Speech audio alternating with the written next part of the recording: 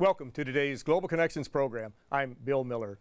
Why did the United Nations begin in 1945 after World War II? How important was it for the UN to focus on eliminating the scourge of war, promoting economic and social development, and enhancing human rights? We'll be back in just a moment to talk about these and other important issues.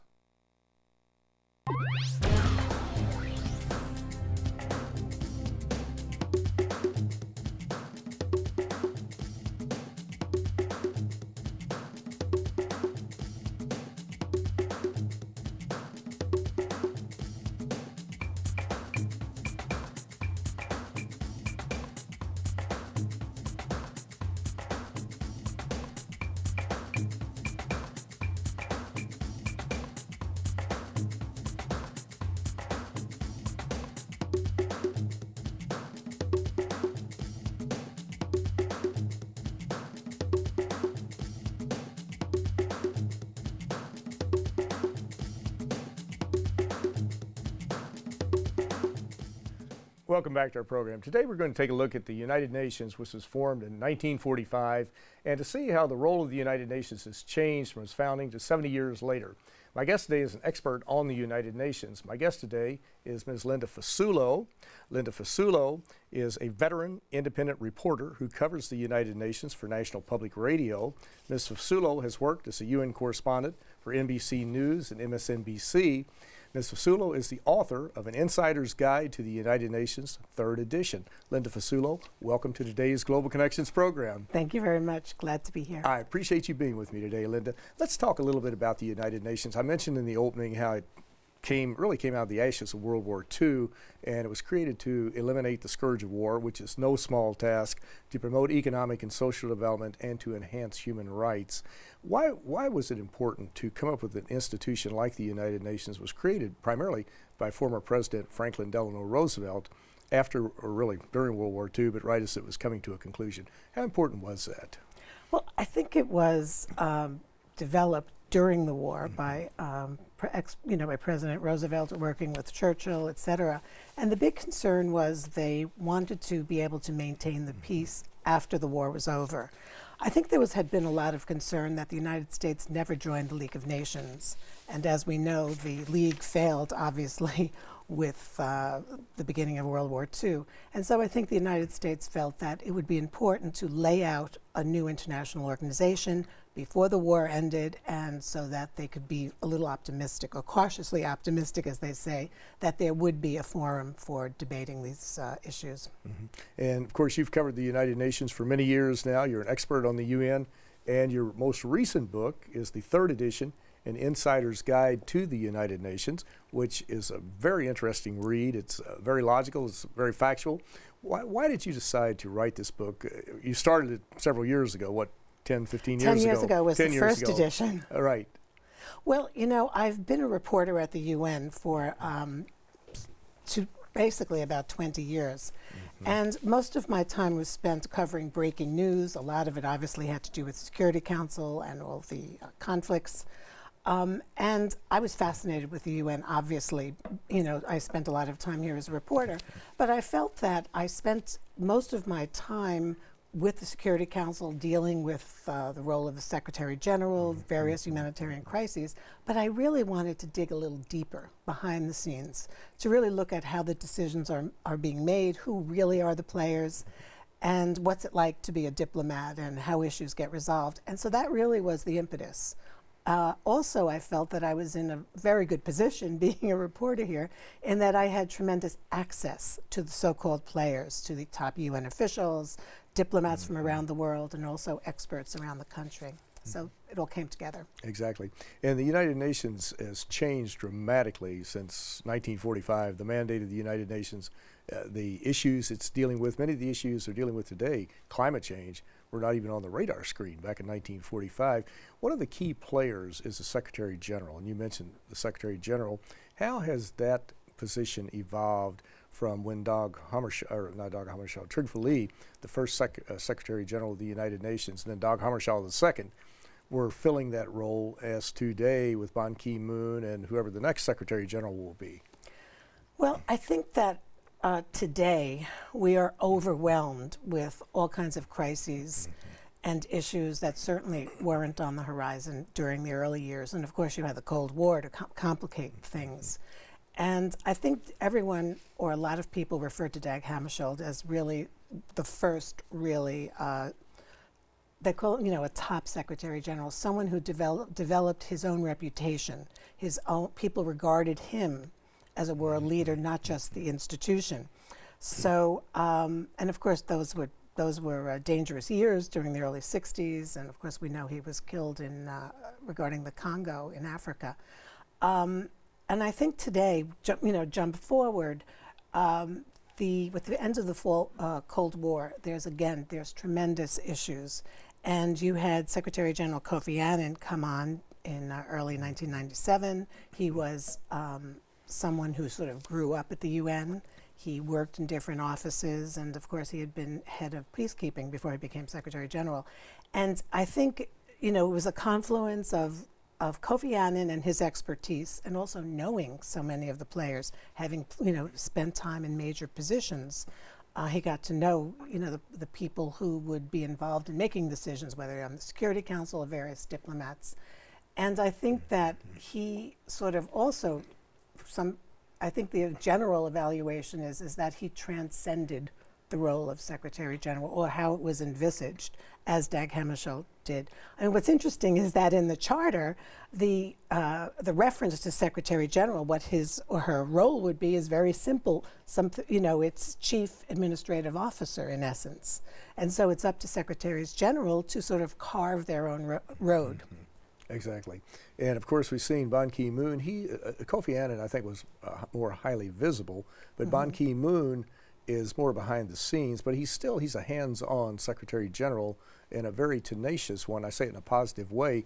When he picks up a topic, takes on a topic like climate change, which has been one of his top priorities in his first 5 years and now into his second 5 years, a lot of the scientists and the political observers who look at the UN think that this whole climate change issue would not be where it is today had it not been for the insistence and persistence of Ban Ki-moon in promoting it as a major crisis affecting everybody on Earth. How do you view that? No, I think there's a lot of reality to that. I mean, of course, the UN had been involved with climate issues going back 20 or so years, but there's no doubt that Secretary General Ban Ki-moon has, projected the crisis forward. And in fact, when he became Secretary General, he said, this is my most important issue because the future of the world depends on it. And of course, now he has been, as you say, tenacious in organizing conferences and meetings and making an effort to individually, bring together the major players. And I think in his, going down in legacy, his legacy part of it will be is that he has played a pivotal role. Exactly. There are 6 organs of the United Nations: the General Assembly with 193 member states, the town hall of the world, so to speak. You have the Security Council, which is the most powerful of the 6 organs. There's been a lot of discussion for at least 30 years I can think of, probably longer than that, on how to restructure the Security Council. The Security Council was set up after World War II to represent the 5, really the winners of World War II. That's how it survived. And so you had the United States, the old Soviet Union, China, the UK, and France that were permanent. They had permanent seats on the Security Council and a veto. Where is that discussion today? Is there any movement towards modernizing or streamlining the Security Council? And if so, what would a good remedy be to do that? And you will win a Nobel Peace Prize with that. If you could resolve if you could resolve it. Right. I mean, I think you've hit the nail on the head. This is the $64 billion question. And as you point out, it's been an issue that's sort of been, tossed about for 20 or 30 years. And of course, there's the committee, the General Assembly Committee, a working group to restructure the UN. And, the big joke around here is it's the never-ending, open-ended working group on strengthening the UN. And, it's obviously it's complex. There's very little consensus in terms of what it really should be or how it would look like. And I think there's no agreement in terms of not just the structure, whether you'll add several permanent members, whether or not they'll have veto power or not, although the likelihood of them any new members having veto power is, illusory. But, or there's another proposal, Uniting for Consensus Group wants to have perhaps rotating members for longer periods of time, so that some of the larger developing countries and developed countries like Italy or Germany would spend a greater time on the council. But aside from just agreeing on that concept, the big issue is who will serve, who will be those powers, and that's where there is no agreement. Some people think it's the West, generally the United States, or primarily the United States, that is averse or reticent about enlarging the council.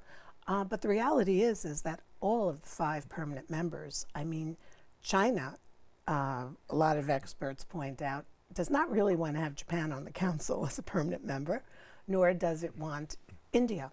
And you'll turn to Russia, and who they won't want on, or in Latin America, for example, there's no consensus about which of those powers, whether it's Brazil or Chile or Argentina, there's no agreement among them. In fact, if you speak to the Mexicans, they think they belong on the council as well. So you have all these competing powers within regions, and until they resolve that, the prospects of any kind of change, is nil.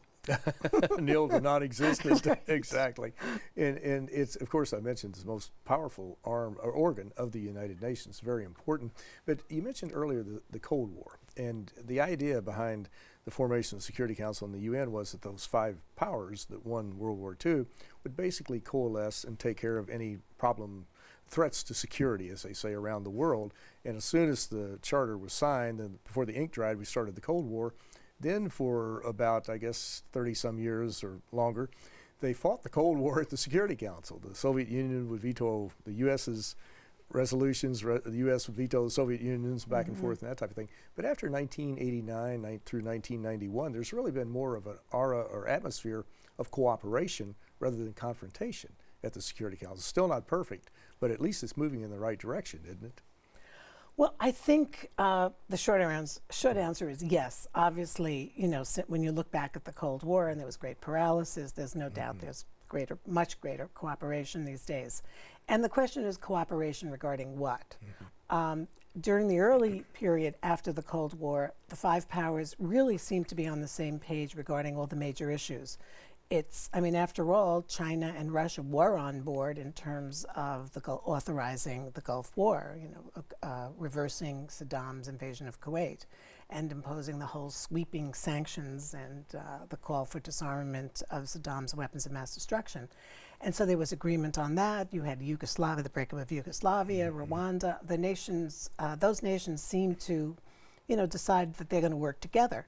But I think what's happened in the last 7 or 8 years is that as Russia has gotten stronger and China is obviously, second largest or first largest economic power, the 2 countries are asserting themselves more forcefully on the Security Council, so that while in the past they may have abstained or even gone along with the West, now there are strict guidelines in terms of what they will support and won't. And as you mentioned, Syria, major differences between Russia and the West in terms of what should be done about Syria. And we know there have been several vetoes by Russia and China. And, I don't think it's going to stop. The 2 countries are there, at least for the foreseeable future, in terms of wanting to protect their interests. And so that sort of unity that was there in the early post-Cold War is not as strong now. That being said, when it comes to most UN issues on the Security Council, there is cooperation. There's very little dissension. And when you look at, there are 16 peacekeeping operations. Now, all of those have to be approved by the 5 permanent members, and clearly they are. I think it's just those sensitive issues that might infringe on the sovereignty of the big powers where there's a little trouble. Well, you're watching Global Connections Television, which is an independently produced program. The opinions expressed on Global Connections are solely those of the moderator and his guest. We would invite our viewers to go to www.globalconnectionstelevision.com and take a look at some of our previous shows, as well as to perhaps recommend future topics and guests. My guest today is Linda Fasulo. Ms. Fasulo is an expert on the United Nations. Linda Fasulo is a veteran independent reporter covering the United Nations for National Public Radio, and she is also the author of An Insider's Guide to the United Nations, 3rd edition. And Linda, we've already flashed your book a couple of times, promoted Thank it. you. But it's an excellent book, very readable, very logical, very factual, and it's one that I think anybody, even someone who's not familiar with the United Nations, would enjoy reading. We were talking about the Security Council. We could spend days talking about the Security Council, obviously, but let's talk a little bit about the situation. In 1991, we think back to the Security Council, and the former President George Herbert Walker Bush came to the UN Security Council, got a resolution, got a large coalition, really, of Arab countries, Western countries, what have you, to come together to oust Saddam Hussein out of Kuwait. In 2003, it was the exact opposite. His son, George W. Bush, came to the Security Council but couldn't get any support to invade Iraq. And of course, today we see that invasion is widely viewed as an illegal invasion of a sovereign country to look for non-existent weapons of mass destruction. Are those two textbook examples of how to use the UN Security Council or how not to use the UN Security Council? I think the question is, revolves around what the specific issues were. And, during the first issue you brought up was Saddam's invasion of Kuwait. And I think there really was a sense that this was wrong. It was an invasion of another country, and that the world would go along with it, particularly, as we say, the 5 permanent members have to. But by 2003, I think that there really was a sense that a lot of countries were not supportive of going back in, and consequently, there were major splits. And I think so I think a lot has to do with what the issue really is, if there is support, and secondly, how strong the members of the P5 are, and how the issue might really affect them.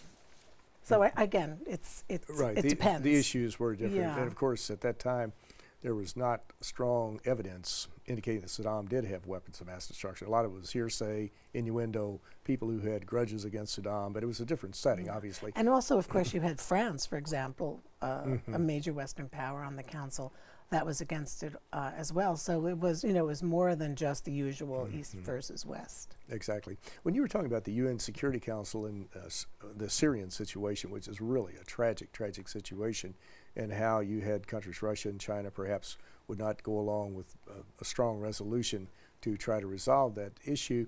But I was thinking about it. You had the Security Council, and you had the General Assembly and peacekeeping, which is about 20% of the United Nations budget. Then you got 80% of the UN operation with the humanitarian programs and that type of thing, providing basic services.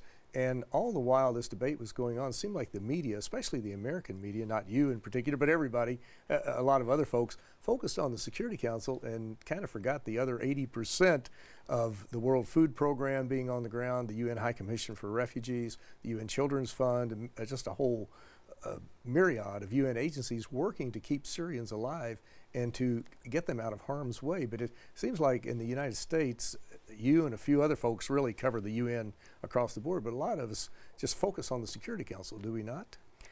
Yeah, I think to a certain extent that's true, and I think part of it is the fact that maintaining international peace and stability is the core function of the United Nations, and I think the sense is if the UN can't address that, then it's the other issues. I guess the sense is that the other issues, humanitarian care, for example, can be handled by organizations or independent agencies, not connected with the Security Council, that those agencies don't even really have to be part of the UN in order to do their job.